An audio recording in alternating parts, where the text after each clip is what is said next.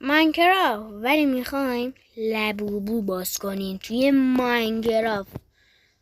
آقا ما میریم 6 تا لبوبو داریم اینجا، میخوایم بازشون کنیم. آقا من آبیشو چه آبی و سبز و این چند تا رنگ دوست. آقا بذاریم ما اینا. نه آقا من از این رنگش بچه متنفرم. بد نیست ولی من از این رنگش بچه سبز و به اصلا چه خوشگله بچه. سبزش واقعا زیباه، یعنی آبی عشق. اصلا آبیش اصلا بچه این آبیه یا بنفش؟ شما تو کامنت حتما بنویسید بنفش آبی.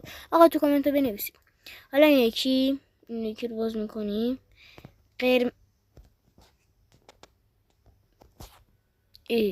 سبز افتاد، خوبه بد نیست.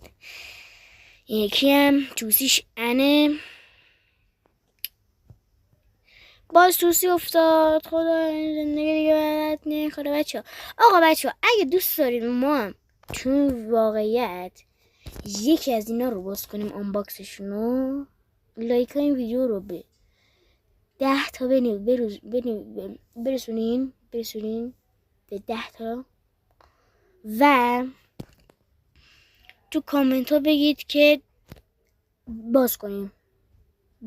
بله تو واقعیت ویدیوشو میگیرم براتون ارسال میکنم، میگم آنباکس میکنم دیگه. فعلا خداحافظ.